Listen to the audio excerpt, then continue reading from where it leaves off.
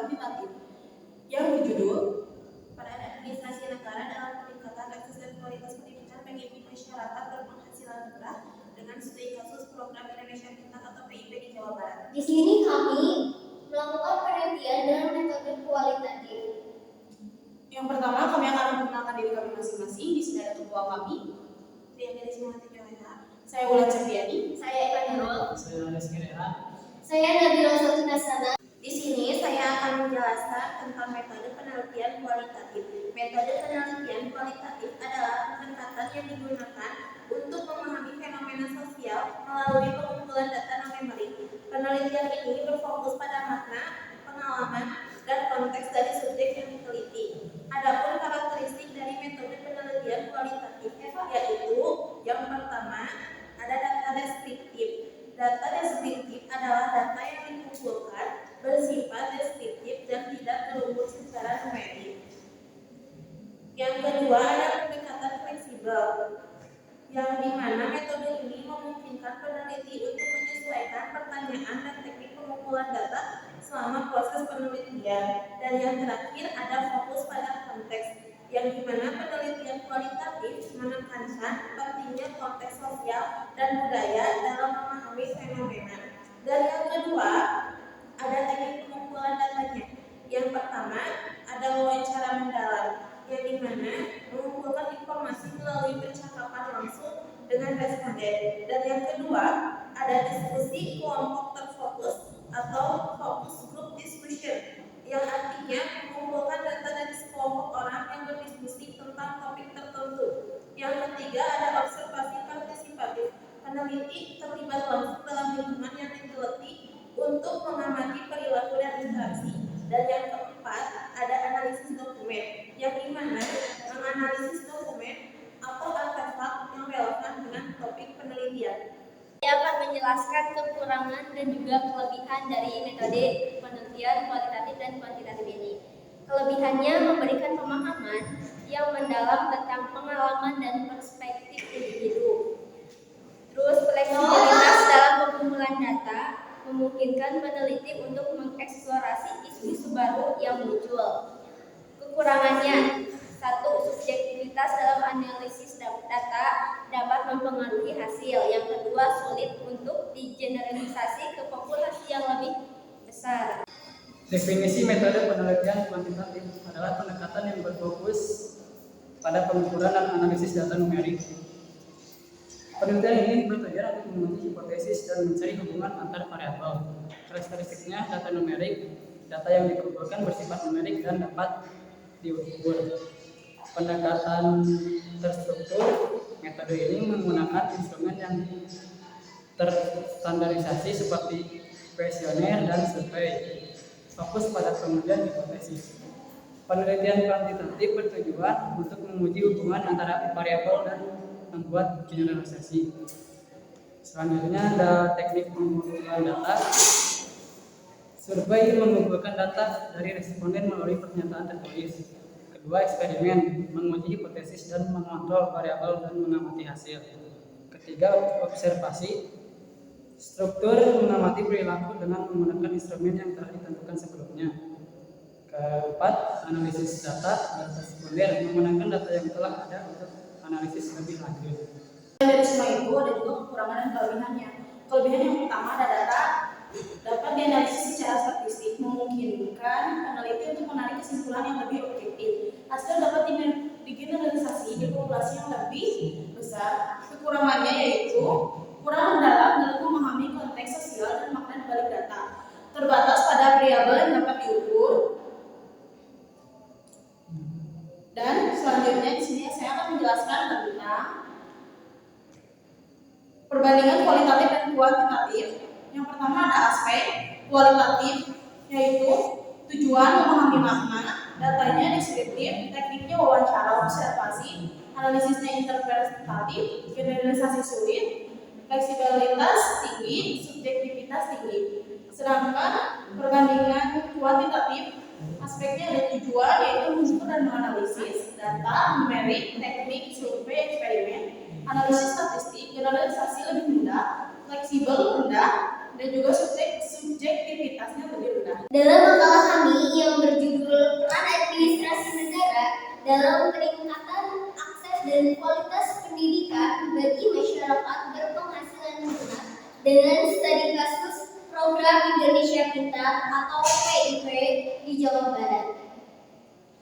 Inti hasil pembahasan dari makalah yang telah kami buat yakni Program Indonesia Pintar atau PIP merupakan bentuk nyata dari intervensi administrasi negara dalam memihak pendidikan masyarakat berpenghasilan rendah.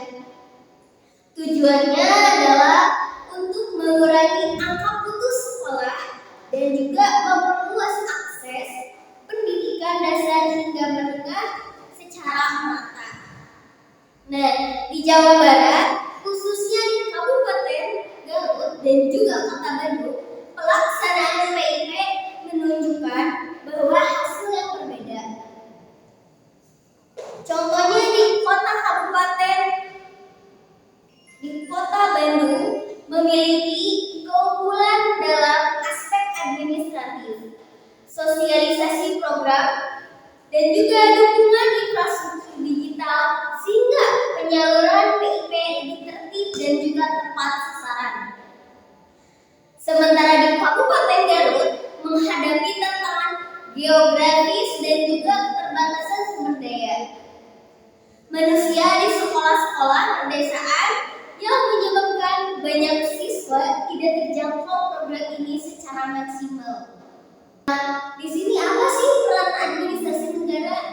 Nah, peran administrasi negara ini penting dalam hal satu, pendekatan siswa penerima manfaat secara akurat dan juga berkelanjutan. Kedua, koordinasi antara instansi pusat daerah, sekolah, dan juga lembaga keuangan penyalur. Dan ketiga, sosialisasi dan pendampingan keluarga miskin dalam memahami penggunaan dana PIP. Itulah peran administrasi negara dalam pelaksanaan PIP. Ada juga nih hambatan. Apa sih hambatannya? Hambatan utama PIP yakni meliputi satu, masalah kedapatan data dan juga validitas identitas siswa.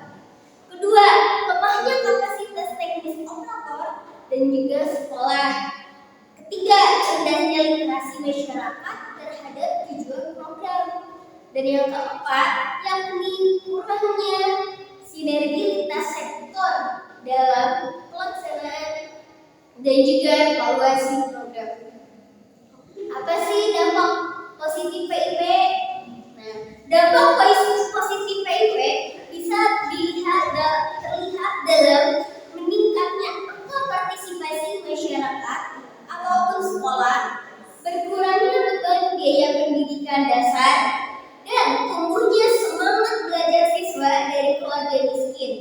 Namun, demikian dampak terhadap kualitas akademik belum maksimal karena tidak diikuti oleh perbaikan menyeluruh dalam sarana prasarana kualitas guru dan juga layanan pembelajaran.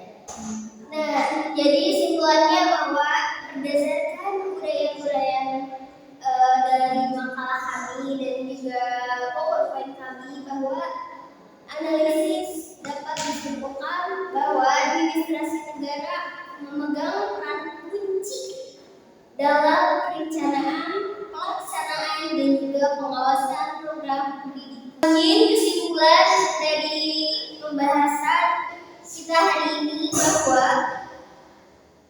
administrasi negara memegang peran penting kunci dalam perencanaan, pelaksanaan, dan juga pengawasan program pendidikan berbasis keadilan sosial seperti Program Indonesia Pintar PIP.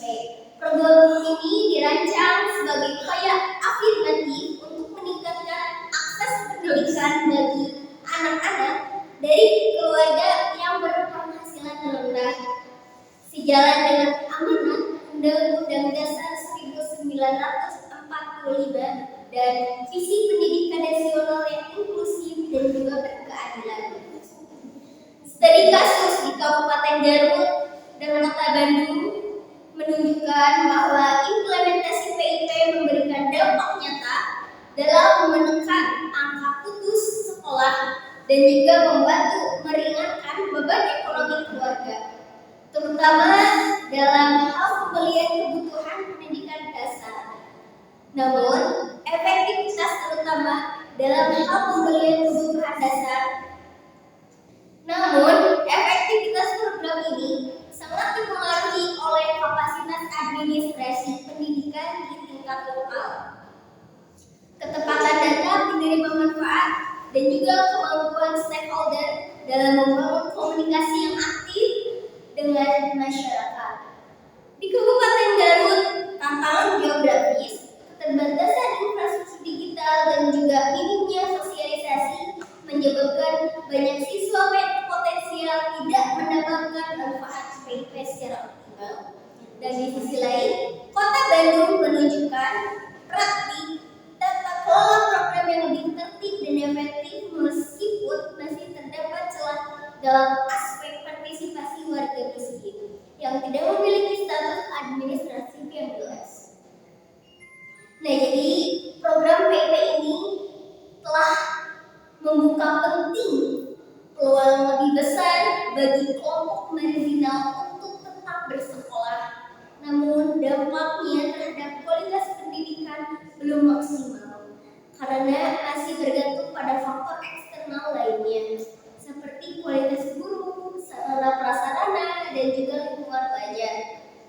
Dengan demikian, PIP adalah fondasi yang baik, namun belum cukup menjadi satu-satunya instrumen untuk menciptakan kesetaraan pendidikan secara menyeluruh. Begitulah yang mungkin telah saya paparkan. Terima kasih.